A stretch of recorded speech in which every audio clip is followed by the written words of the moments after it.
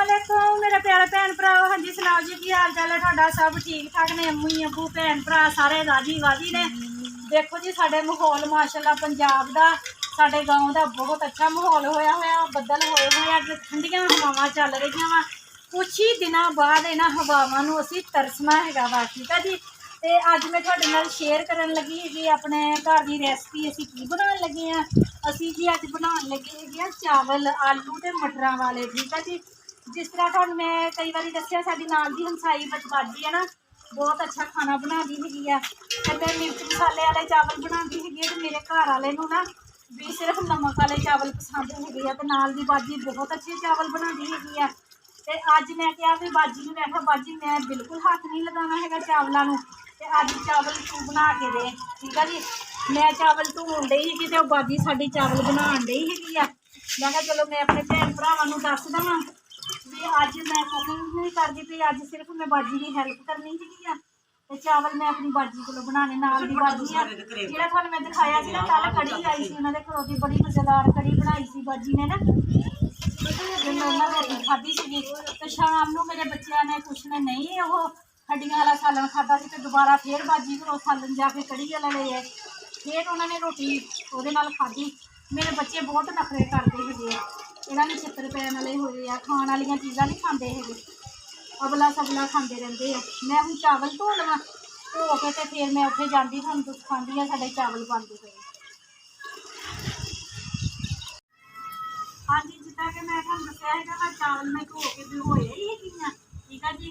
ऐ मेरी बाजी की बहुत अच्छी बाजी हैगी है मेरी, ठीक है। नाल दी हमसाई दी आ ते बाजी दी ते कराची हो के आए इत्थे ते बहुत अल्लाह दा शुक्र है इधरले हमसाई दी ते इधरले हमसाई दी मेरे बहुत अच्छे हैगे आ। इत्थे मुहल्ले वाले भी लोग जेहड़े बहुत अच्छे हैगे आ। ते ऐ बाजी नूं मैं कहा हैगा वा भी अज अपने हत्थां नाल मैनूं चावल बना के खिला। ठीक है जी। बच्चे भी मेरे बहुत पसंद करते हैं बाजी के हत्थां दे चावल, इसलिए मैं अज बाजी नूं बुलाया वा। मैं कहा अज तू साडे घर आके चावल सानूं बना के दे। ते घी पाता होया वा ते प्याज भी विच पाते हुए ते प्याज साडे ब्राउन हुंदे ते बाकी फिर बाजी जिद्दां जिद्दां मसाले पाएगी ते तुहानूं मैं दिखावांगी कि इस तरीके नाल बाजी चावल बनाए।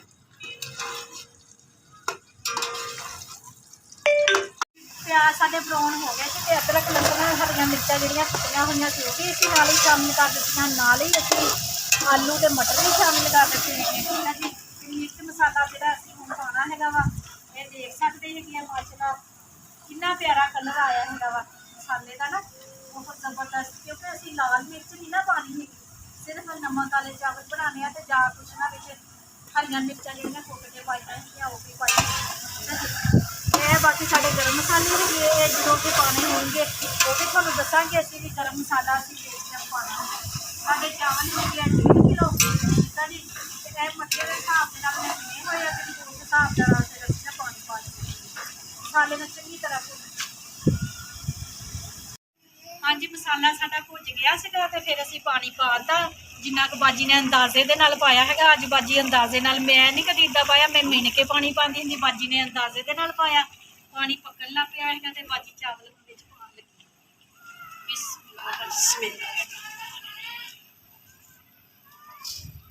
अज बाजी के हत्थ के चावल खाने हैगे, मैनूं भी बहुत पसंद है कि मेरे बच्चों भी बहुत ज़्यादा पसंद आ। ते तुसीं मेरा बेटा वीडियो दे विच देखिया होना वाली अली हसन इधर आ।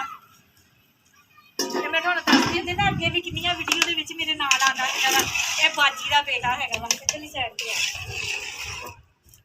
है बाजी है ना जिहड़ी इहदा बेटा हैगा वा ये वाला, ते इहदे नाल इहदी छोटी भैन भी हुंदी है।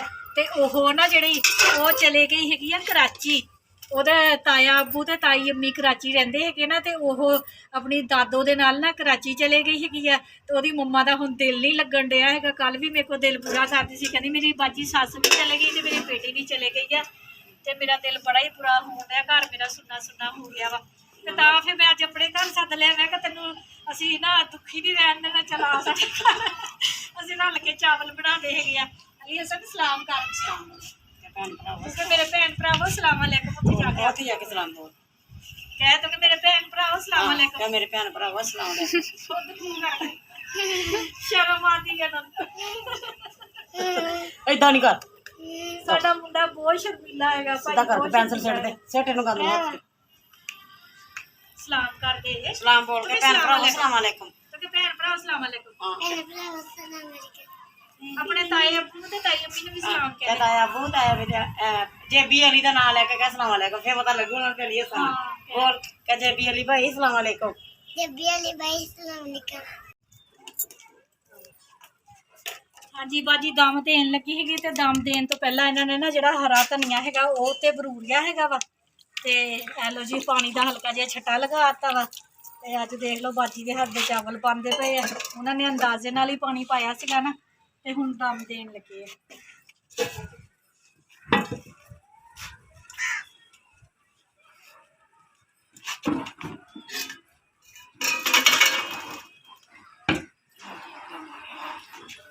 दम आ गया वा 10 मिनट बाद असी दम खोलांगे। थोड़ा जिहा मैं चला नहीं रुको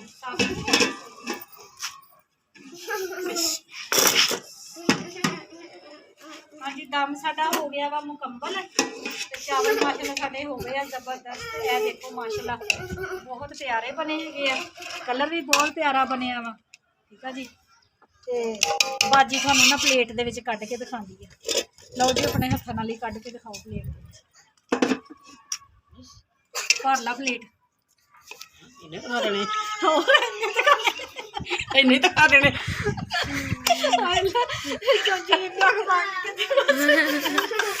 मैं कहा इन्हें दिखा देने नहीं तुसी कहो ना उड़ा देखो मेरे भैन भरावो साडे चावल माशाल्लाह देखो आ देखो भैन भरावो साडे चावल सोहणे बने आ। इन्हें शर्म आई जांदी बाजी की शर्म आ रही है।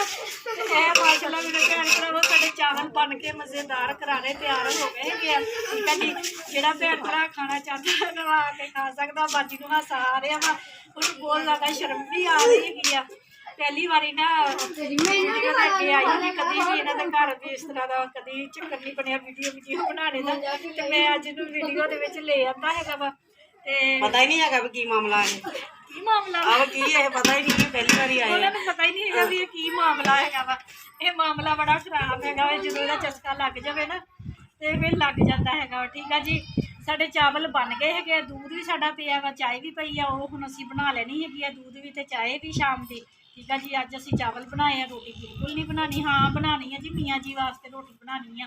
मैं फोन करके पूछदी अगर उन्होंने रोटी खानी हुई तो फिर उन्होंने वास्ते रोटी बना के रखनी हैगी आ। ठीक है जी तो मेरी वीडियो अच्छी लग रही है तो लाइक करना सबसक्राइब करना घंटी का बटन लाजमी दबाना हैगा वा। मेरे भैन भरावां ने अपने अम्मी अबू का अपने भैन भरावां का ज़्यादा तो ज़्यादा ख्याल रखना है। अपने हमसायां का भी ज़्यादा तो ज़्यादा ख्याल रखा करो। अपनियां दुआवां दे विच मैनूं याद रखा करो। मैं भी अपनियां दुआवां च अपने भैन भरावां नूं याद रखदी हां। ठीक है जी अल्लाह हाफिज़।